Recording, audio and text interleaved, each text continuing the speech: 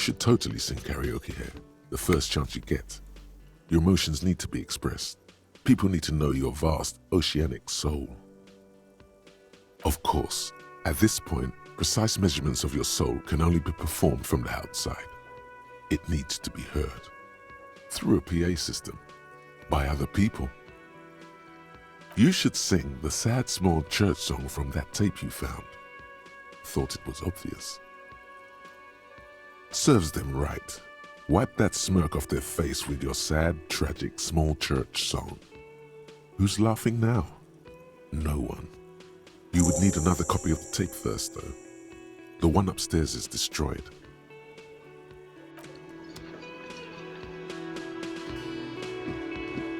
A man in his late 20s stands behind the counter, inspecting a stuffed seabird.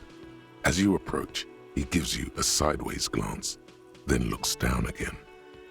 Everything is cool between you and this guy. He's a big fan. Make some small talk.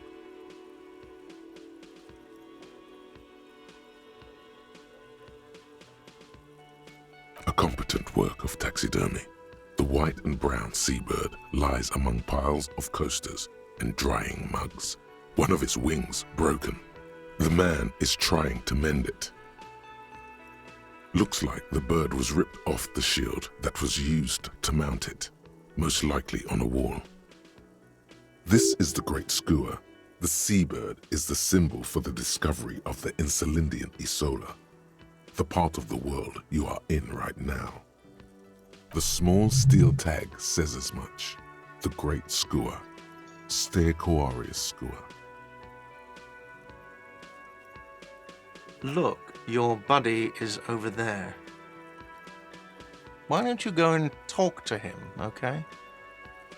He pretends not to hear you, concentrating on the bird instead. No, I'm not the bartender. I'm the cafeteria manager. He's very animated all of a sudden. This seems like a touchy subject. That period of my life is over. Not everyone who stands behind a counter is a bartender, okay? I'm the cafeteria manager. I have 3 cafeterias to manage. 3. Sylvie tends the bar here, not me. I'm only standing in. She just, you know... His eyes dart from left to right. This man isn't lying, but he is hiding something. So now you're a cop. Oh, forget it.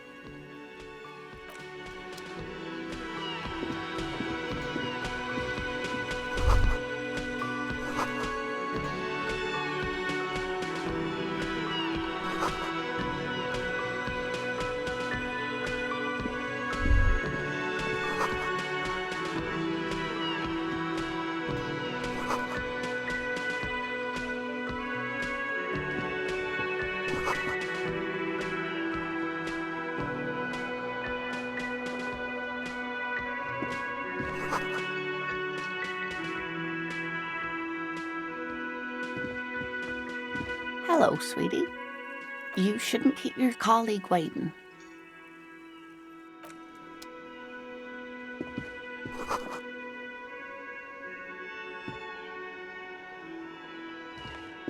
A bespectacled man in an orange bomber jacket is tapping his foot on the floor. Looks like he's waiting for someone. You. As you approach, he narrows his eyes and extends his hand in greeting. On the sleeve of his bomber jacket, as well as on its back, are the same enigmatic white rectangles as on your blazer. Hello, I'm Kim Kitsuragi, Lieutenant, Precinct 57. You must be from the 41st. You realize he is waiting for your name. Concentration makes you squint your eyes. Your name should be deep gold and orange, like a forest fire looming on the horizon, but mixed with the stench of liquor rising from your breath. You're 2 steps closer to it, but there are still many to go. Okay then. It looks like we had a little scheduling error on Sunday. Saturday too, actually. Have you had time to talk to the manager here? What he means is, he has been trying to meet up with you for 2 days, but you have been otherwise occupied. If you don't mind, we should talk to him again. Ask him for a rundown of the area. Now that I'm here as well. I understand the scene is out back, right? It also wouldn't hurt to assure him the police are finally here. In full force, I mean. Have you mapped out the initial interviews? Good. But even if you haven't, we'll have time for that after we take a look at the coroner's case. Have you removed the dead body from the tree? Sure. But did you take it down from the tree? So, the body is still in the tree, where it has been hanging for 7 days straight. We should go there as soon as we are done talking to the owner. I was sent here to meet a detective from Precinct 41. You have the insignia of the Citizens Militia on your sleeve and on your back. I suppose you could be impersonating him. You could have gotten the insignia from the black market or forged it. But for now, I'm going to set those possibilities aside. I'm not from the Inspectorate General. Inspectorate General means internal affairs. What he's saying is, he's not from the rat squad and isn't supposed to suspect such things. No need for derogatory terms. They're only doing their job. Yes. They're not just white rectangles. They bear a halogen watermark with the letters RCM and a pattern resembling the street grid of Revachol West. I would ask you to step into the headlights of my motor carriage, but again, it's none of my concern. I just need you to do your job. You mean you don't have a badge?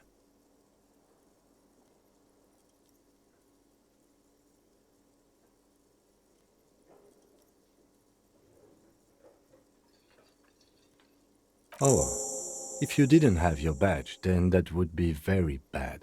You would need to report it on my shortwave. But since you do have it, we can go straight to the task at hand.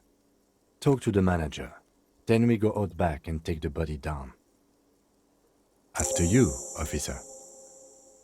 Lieutenant Kitsuragi is now in your party. You can talk to him whenever by interacting with him.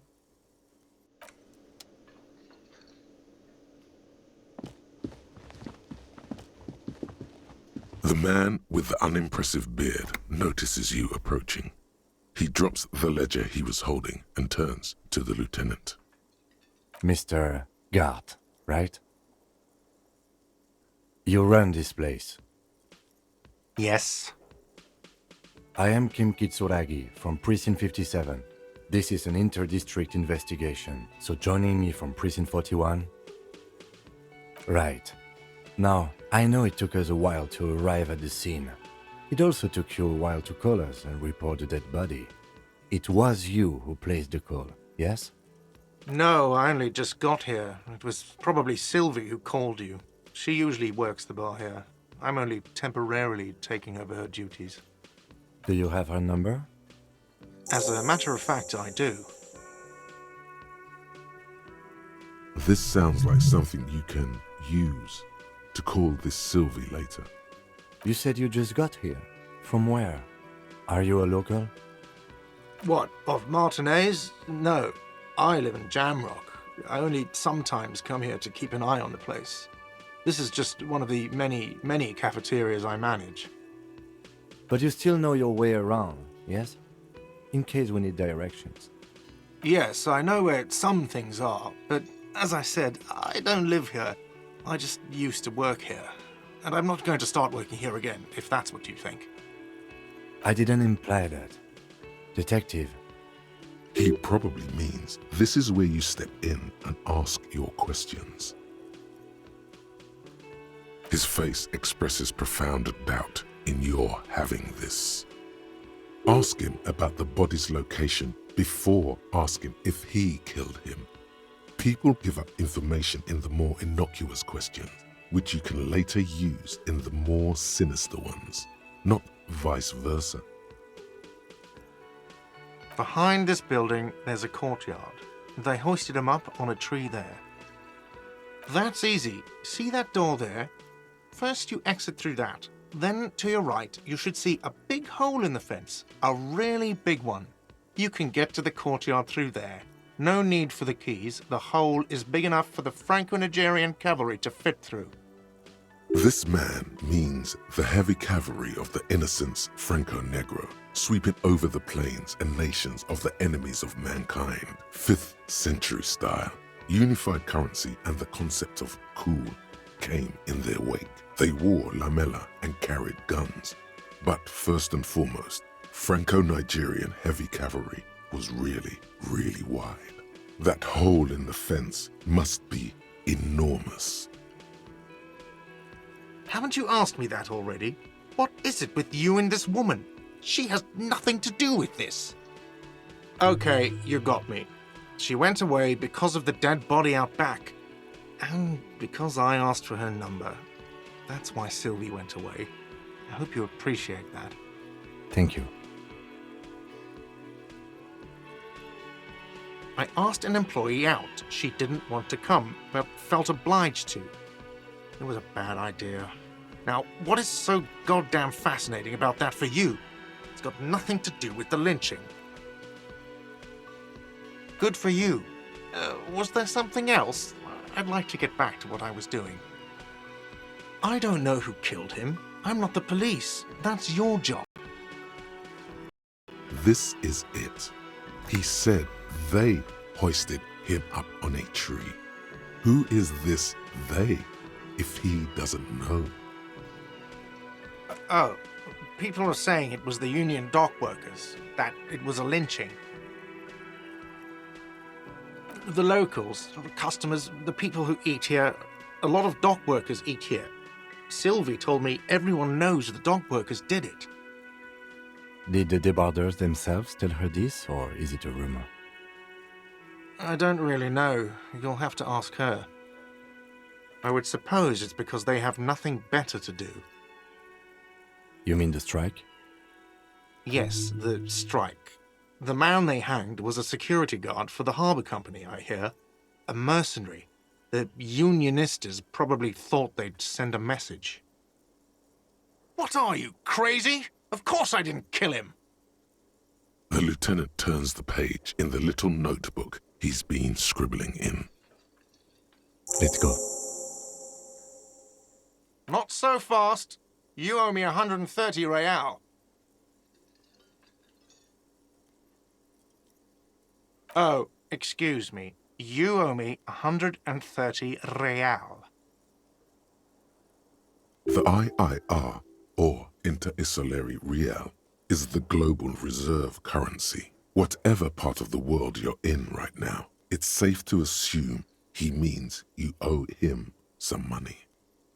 No, you don't owe me street cred. You owe me money. You owe this establishment 130 real.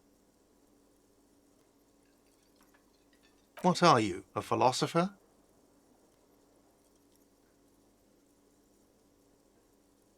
Money is what grown-up people use to pay for things. Things like this hostel room or 8 bottles of potent blend and 9 packs of Royal Extra. We use it for everything, really.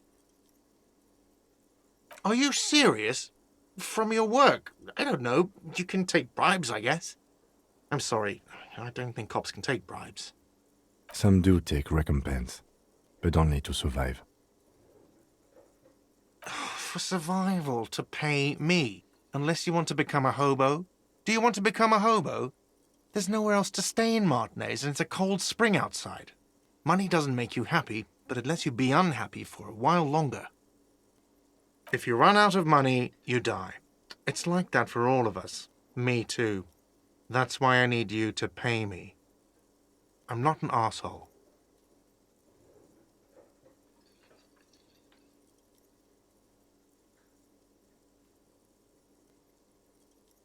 There's a shuffle of nylon as Lieutenant Kitsuragi looks for something in the pockets of his orange bomber. Let's see. 3 nights at a tariff of 20 real comes to 60 real. Then there's the window you annihilated. The hole in the window was the first thing I saw when I came to work. So don't try to tell me you didn't. That will be 40 real in damages. Another thing you've annihilated is half the bar. You've run a tab of 30 real. Actually more, but we'll round it down to 30 for your hard work maintaining the stability and order of Revachol. That's 60 plus 40 plus 30 equals 130 real. And yes, real is still money. You can't arrest me. I haven't done anything.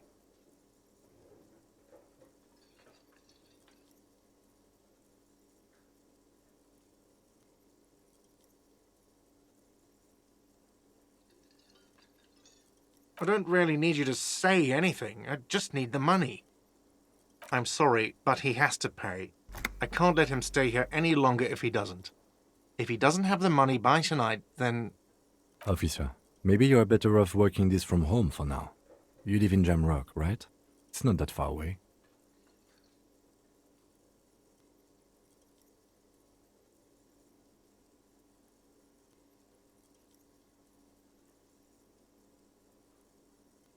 You mean somewhere else to run up a huge debt? I don't think so. The union's squeezing most places out of business to fund the strike. You're better off home. No, don't. There's no need. You really need to take this up with your station. I have a shortwave radio in my car. Call them, ask for assistance. We have to get this investigation started now. Good luck. By the way, where is home? The address is coming up blank, and this place sure isn't it. But you've been at this hostel cafeteria for only 3 nights. Where were you before? You had to be somewhere. In time or space? That doesn't sound like somewhere you can stay if you run out of money.